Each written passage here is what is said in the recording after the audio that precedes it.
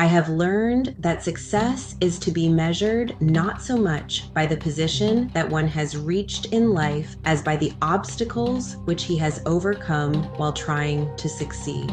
Booker T. Washington wrote those words after a life that started with no name recorded for his father, no clock to mark his birth, and no reason to believe he would ever read a single word. He was born into slavery.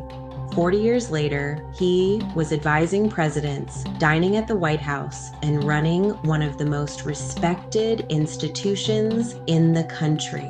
What carried him there? Ambition, certainly, timing, partly, but there was a third explanation, one written into the architecture of his own energy before he ever spoke a sentence. That is Booker T. Washington, decoded through human design.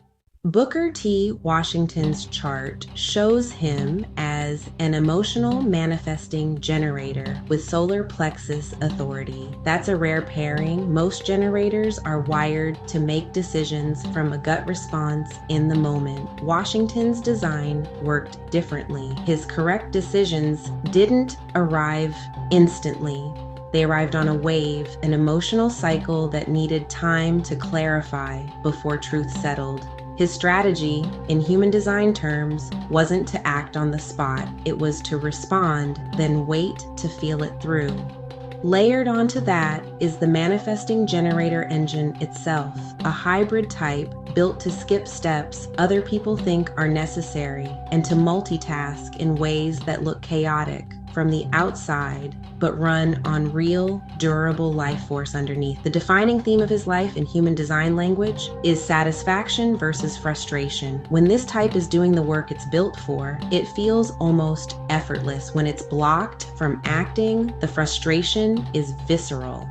Because his exact birth hour was never recorded, his profile, the deeper layer describing role and personality, lands as either a 2-4 or a 1-3. Both threads tell a similar story. Someone with real, natural ability who doesn't push himself into the spotlight, but who needs to be recognized and pulled into it by others, and who builds his influence through a tight, trusted circle rather than broad self-promotion. Whichever exact line is true, the pattern fits.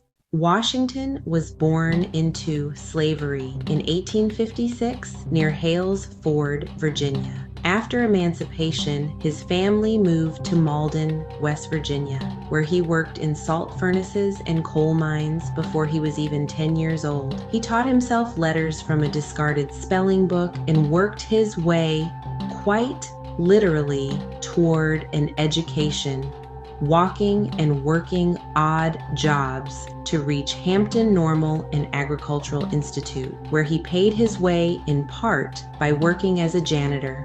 This was a textbook manifesting generator childhood. Even though no one around him had the language for it, he didn't wait for permission to move.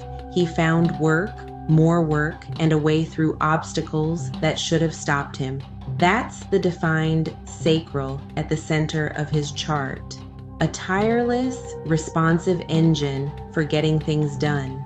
But 2 of his centers were open, undefined, and that mattered just as much. His G center, the seat of identity and direction in human design, was undefined. People with this configuration don't usually walk into the world with a fixed sense of who they are or where they're going. They find direction through role, through relationship, through being placed somewhere by someone else, and then make that role entirely their own. Washington's path to Hampton and later to Tuskegee wasn't self-authored from some inner calling. It was offered to him. An undefined G doesn't experience that as a lack. It experiences it as the natural way forward. His head and ajna centers were also open, meaning he wasn't built to generate fixed opinions and broadcast them outward. He was built to absorb the thinking around him, weigh it, and reflect back something workable. That same openness becomes both his greatest strength and his most lasting controversy. In 1881, at 25, Washington was recommended by Hampton's principal to lead a brand new school in Tuskegee, Alabama. There was no campus. There was a shack and a small grant. Within a few years, students were literally firing their own bricks and constructing the buildings by hand under his direction. This sat almost exactly inside his first Saturn return, the window around age 28 to 30. Saturn demands structure, discipline, and long-term commitment from whatever was started in youth and strips away what doesn't belong. Washington didn't just start Tuskegee, he poured himself into the unglamorous, sustained labor of building it brick by brick. For a sacral-defined generator, that kind of grinding, responsive momentum wasn't a burden. It was exactly the fuel his design ran on. That's Saturn doing its work. By 1895, at 39, Washington stood right inside the window of his Uranus opposition, the midlife transit, when Uranus opposes its natal position and demands a public reckoning between who someone has become and who the world expects them to be. No more rehearsal, no more positioning. The Uranus opposition says, this is who you actually are, now live it completely. That year, Washington delivered the Atlanta Exposition Address, the speech that made him a national figure overnight and planted the seeds of his most enduring criticism. He called for African American economic progress through vocational training and patience rather than immediate demands for social and political equality. Seen through his open ajna and head centers, something clicked. He wasn't built to hold a single fixed ideological position and defend it against all comers. He was built to take in the temperature of the room, including Southern donors, communities desperate for any foothold, and officials watching closely, and reflect back the version that could actually move forward in that moment. His Solar Plexus Authority meant the speech wasn't typed in a single sitting. By every account, it was worked, reworked, and felt through over time exactly how this authority is meant to function. That same openness made him magnetic to some and deeply frustrating to others. And the tension came to a head right around Washington's Chiron return, around age 48 to 50. The Chiron return brings someone face to face with their oldest wound and their deepest gift at the same time, often playing out publicly rather than privately. W.E.B. Du Bois and the Niagara Movement, formed in 1905, accused him of compromising too much, of accepting a slower, gentler path when urgency was needed. His open identity center, the very thing that let him build bridges, was also the thing his critics pointed to as a lack of backbone. Both readings are true. That's what an undefined center actually does. It doesn't fix a single position, it adapts, and adaptability always draws fire from people who want certainty. In 1901, Theodore Roosevelt invited him to dine at the White House, the first Black American to be hosted there, igniting a firestorm of outrage from segregationists. Washington didn't retreat from public life over it. He kept building, kept fundraising, kept writing, publishing his autobiography, Up From Slavery, the same year. That's satisfaction and frustration playing out exactly as his type predicts. The work itself, not the applause or the backlash, is what keeps him moving.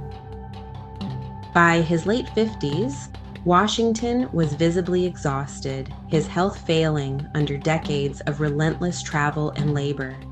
He died in November 1915 at 59, almost precisely inside his second Saturn return, the late life marker around age 58 to 60, often associated with a final reckoning, a closing of the loop on a lifetime's work. He had, by any measure, completed the structure he set out to build. By the time he died, Tuskegee had grown from a single shack into a campus with over 100 buildings and a national reputation built almost entirely on the back of an engine that never seemed to stop generating. Booker T. Washington never knew his type, his authority, or his profile. He couldn't have, but he lived it with a consistency that reshaped a corner of American history. And this is what quantum sovereignty looks like in practice. It isn't about being the loudest voice in the room or the most certain one. It's about being so aligned with your own actual design, including the parts that never resolve into one tidy answer, that the work itself becomes undeniable. His open centers made him a reader of rooms few people could match. His defined sacral gave him an engine that almost never ran dry. His solar plexus authority meant his most important words were never rushed, only felt all the way through first. He didn't build Tuskegee in spite of his design. He built it because of it. And whatever you make of the choices he made along the way, that's the real lesson sitting underneath the history. The work that actually lasts is rarely the work someone forces. It's the work someone is built for. That raises the real question for anyone watching this. You weren't born without a blueprint either. Yours is sitting in your own chart right now, waiting to be read. If a single unrecorded birth hour from 1856 can still reveal this much about how a person was built to move through the world, imagine what knowing your own design with an exact time could show you about yours. If this kind of decoding interests you, our free clarity quiz is a simple first step toward understanding your own type and authority. Link is below.